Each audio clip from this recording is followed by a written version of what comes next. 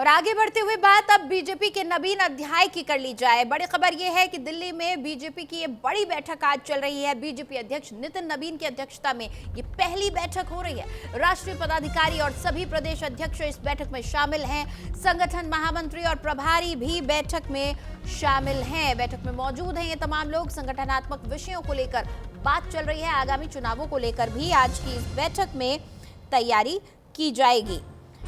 तो बड़ी खबर आपको बता रहे हैं, नितिन नवीन के राष्ट्रीय अध्यक्ष बनने के बाद बीजेपी की ये पहली बैठक बुलाई गई है। बीजेपी के मुख्यालय में ये बैठक चल रही है, जहां पर पार्टी के तमाम वरिष्ठ पदाधिकारी यहां मौजूद हैं। चुनाव की रणनीति को लेकर यहां मंथन किया जाएगा। किस तरह से बीजेपी को और मजबूत किया जा सकता है, कैसे संगठन को और मजबूत किया जाएगा, इसको लेकर बात की जाएगी। तो नितिन नवीन द्वारा बुलाई गई ये पहली बैठक जो बीजेपी के इस युवा लीडरशिप के अंतर्गत हो रही है, उसकी अध्यक्षता में हो रही है।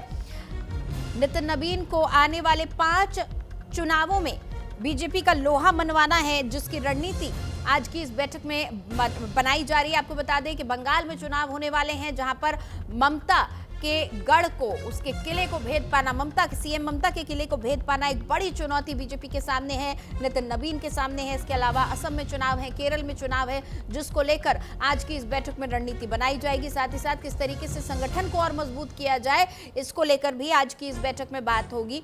इस बैठक में राष्ट्रीय पदाधिकारी और सभी प्रदेश अध्यक्ष मौजूद हैं। इसके साथ ही संगठन के महामंत्री और प्रभारी भी इस बैठक में मौजूद हैं। इस खबर पर ज्यादा जानकारी के साथ मेरे सहयोगी पंकज वानखेड़े हमारे साथ सीधा जुड़े हुए हैं, उनसे हम बातचीत करेंगे। पंकज, क्या कुछ जानकारी मिल पा रही है अब तक की बैठक में? सुबह से लगातार बैठक यहां पर चल रही है, क्या जिस्ट निकल कर आया है, किन चीजों को लेकर चर्चा हो रही है? बिल्कुल, बेशक निकिता, देखिए सुबह से मैराथन बैठक चल रही है। तकरीबन 10:30 बजे के आसपास तमाम प्रदेशों के प्रदेश अध्यक्ष, प्रदेश प्रभारी और राष्ट्रीय महासचिव के साथ तमाम संगठन मंत्री प्रदेशों के लिए तमाम लोग बैठक में मौजूद हैं। और भारतीय जनता पार्टी के राष्ट्रीय अध्यक्ष जो नितिन नवीन है, उनकी अध्यक्षता में बैठक है। और बैठक में जो अध्यक्षता 2 बड़े नेता उस बैठक की अध्यक्षता कर रहे हैं। संगठन मंत्री जो है BL संतोष और राष्ट्रीय अध्यक्ष नितिन नवीन। इस बैठक में शुरुआती तौर पर बताया जा रहा है कि स्वागत और अभिनंदन किया गया राष्ट्रीय अध्यक्ष का, और उसके बाद परिचय का सिलसिला चालू हुआ कि तमाम अध्यक्षों ने और प्रभारियों ने अपना परिचय दिया और जानकारी दी। इसके अलावा अब जो दूसरा सेशन चल रहा है लंच के बाद, उस सेशन में जो आगामी चुनाव है 5 राज्यों के, खास तौर पर बंगाल, केरल और तमिलनाडु, असम जैसे तमाम राज्यों को लेकर चर्चा चल रही है। ये रोड मैप तय किया जा रहा है कि आगे किस तरह से रणनीति तय की जाए, किन किन वरिष्ठ नेताओं की और युवाओं नेता की जो है ड्यूटी और प्रभारी जो नियुक्त किए जाएंगे आगे जिले वाइज, संभाग वाइज, उसको किस तरह से जो है जमीन पर उतारा जाए, इसको लेकर मंथन किया जा रहा है। इसके अलावा और जो जाति समीकरण है बंगाल, केरला या तमिलनाडु, असम में, उन राज्यों में किस तरह से जो वरिष्ठ नेताओं को, खासकर प्रदेश अध्यक्ष, प्रदेश प्रभारियों को किस तरह से वहां डिप्लॉयड किया जाए और उसका फायदा जो है अपकमिंग इलेक्शन में लिया जाए, इसको लेकर रणनीति तय की जा रही है। और बताया जा रहा है कि खास तौर पर जो फोकस है वो 3 राज्यों को लेकर चल रहा है, वो पश्चिम बंगाल, केरल, तमिलनाडु।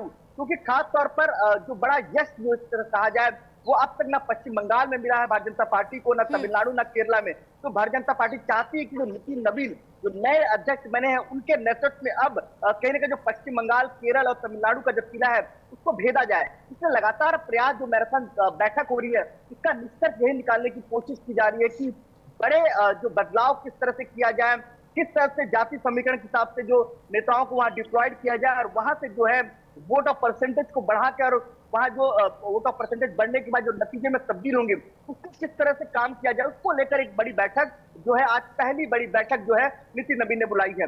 नितिशा, बिल्कुल, देखिए ये काफ़ी अहम आज की बैठक है, क्योंकि नितिन नवीन को हम कह सकते हैं, हम यूं ही नहीं लिख रहे हैं, बार बार यूं ही नहीं कह रहे हैं कि एक नवीन अध्याय शुरू हो रहा है। दरअसल वो यंगेस्ट प्रेसिडेंट है, इस संगठन के यंगेस्ट प्रेसिडेंट है। जाहिर तौर पर जब एक युवा प्रतिनिधि आता है तो वो एक नई सोच लेकर आता है, उसके साथ में नई आइडियाज़ होते हैं, नई प्लानिंग होती है। और बीजेपी को हमने देखा है कि 24 घंटे इलेक्शन मोड में रहती है। ये ऐसी एक पार्टी है देश की, और ऐसे नेता बीजेपी में हैं जो प्रधानमंत्री प्रधानमंत्री, जिस पार्टी से संबंध रखने वाले देश के प्रधानमंत्री ये कहते हैं कि मैं पहले बीजेपी का कार्यकर्ता हूं, वो पार्टी कैसे ग्रास रूट लेवल पर काम करती होगी इसका अंदेशा हम लगा सकते हैं। 24 घंटे इलेक्शन मोड में रहती है और अभी तो पश्चिम बंगाल एक बहुत बड़ा जो है गढ़ है ममता बनर्जी का, और पश्चिम बंगाल को भेद पाना बहुत अहम होगा।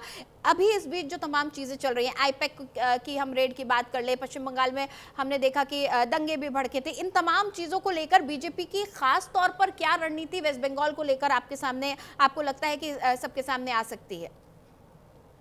बिल्कुल बेशक, आपने बिल्कुल सही जिक्र किया कि भारतीय जनता पार्टी 24 घंटे 12 महीने वो जो है चुनावी मोड पे रहती है। आप देखिए, कल महत्वपूर्ण दिन था भारतीय जनता पार्टी के लिए। राष्ट्रीय अध्यक्ष का ताजपोशी का कार्यक्रम था, प्रधानमंत्री नरेंद्र मोदी से लेकर तमाम नेता वहां मौजूद थे। उसके बाद 4 बड़े निर्णय लिए गए हैं। 4 राज्यों पर 4 जगहों पर जो प्रभारी नियुक्त किए हैं, खासतौर पर विनोद तावड़े को लेकर केरला का उनको प्रभार दिया गया है। इसके अलावा अन्य म्युनिसिपल कॉर्पोरेशन के चुनाव होने वहां पे प्रभारी नियुक्त किए गए हैं। उसी तरह से अब पश्चिम बंगाल में अपकमिंग इलेक्शन है, उसको लेकर रणनीति तय की जा रही है।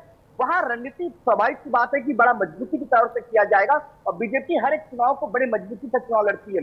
इस बार बीजेपी रणनीति इस बात से बना रही है कि किस तरह से जाति समीकरण को भेजा जाए, क्योंकि उनको पता है कि जो माइनॉरिटी या तो कहा जाए मुस्लिम कम्युनिटी का जो वोट बैंक है उनके फेवर में नहीं जाएगा, तो किस तरह से हिंदू वोट बैंक जो है उसको किस तरह से भेजा जाए, इसको लेकर लगातार तमाम मोर्चे के नेताओं की ड्यूटी लगा दी गई है।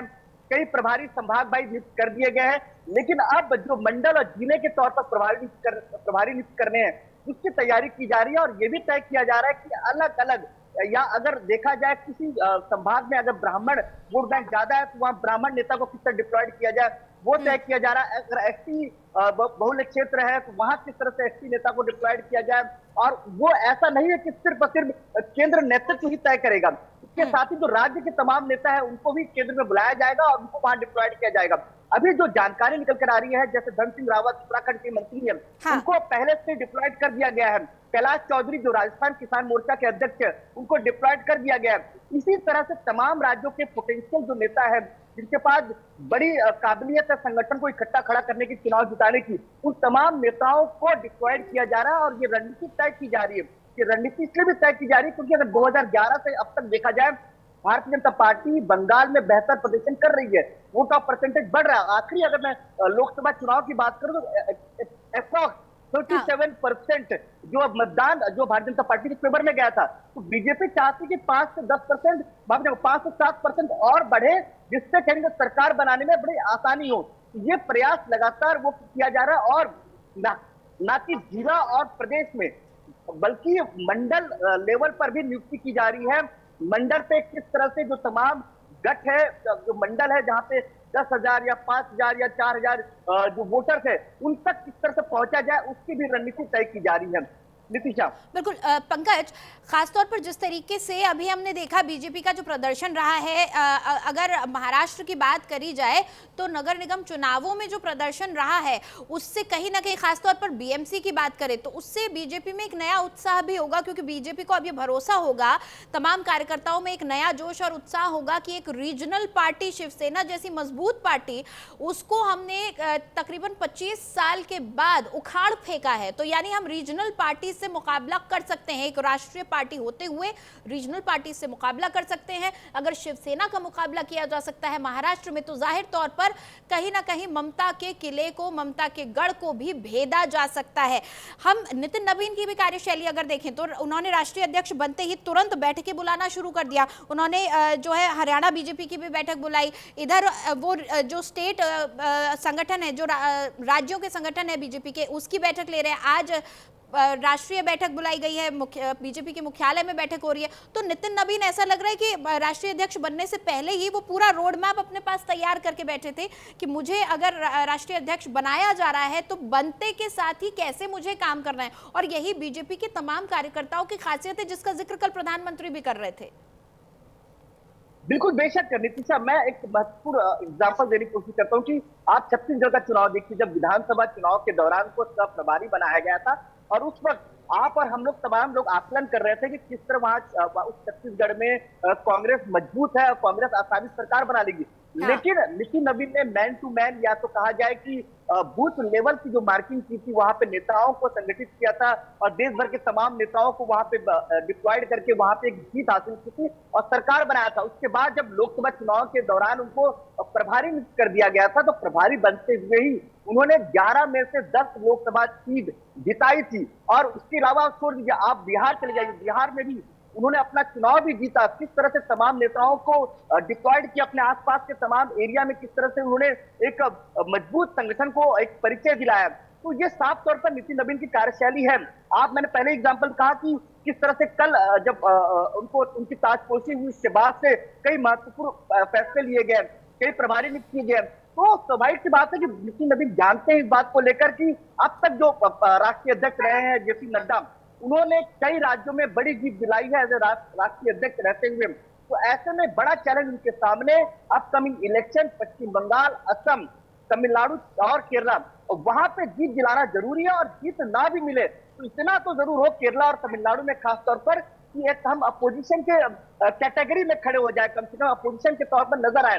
इसलिए लगातार प्रयास है कि पश्चिम बंगाल, असम में एक बड़ी जीत हो और तमिलनाडु और केरला में विपक्ष की भूमिका में एक महत्वपूर्ण भूमिका नजर आए वहां पे। इसलिए लगातार प्रयास, रणनीति बनाई जा रही है। पूरे देश भर के जिन जिन राज्यों में जो संगठन के चुनाव हो चुके हैं, उन संगठन के चुनाव होने के बाद जिन प्रदेश अध्यक्षों की नियुक्ति हुई है, प्रभारियों की नियुक्ति हुई, उन तमाम नेताओं के साथ बैठक की जा रही है। इसके अलावा ये भी एक महत्वपूर्ण जानकारी वहां से निकल कर आ रही है कि जिन जिन राज्यों में प्रभारी नियुक्त होने हैं, उसको लेकर भी आज चर्चा होगी और ये तय किया जाएगा कि जहां जहां अपकमिंग नगर निकाय चुनाव होने हैं, बाय इलेक्शन होने हैं, वहां किस तरह से काम किया जाए। इसके अलावा तीसरा एक और महत्वपूर्ण है कि राज्यसभा चुनाव होने हैं आने वाले 2-3 महीनों में, उसको लेकर भी बीजेपी अभी से तैयारी कर रही है। तो आप समझिए, इस बात का जिक्र आप कर रही थी नितिशा कि 24 घंटे बीजेपी चुनाव मोड पे होती है, बिल्कुल चुनावी मोड में होती है। और नितिन नवीन बहुत ही एक्टिव प्रेसिडेंट नजर आ रहे हैं बीजेपी के। बहुत शुक्रिया पंकज उस तमाम जानकारी के लिए। नजर आप बनाए रखिएगा।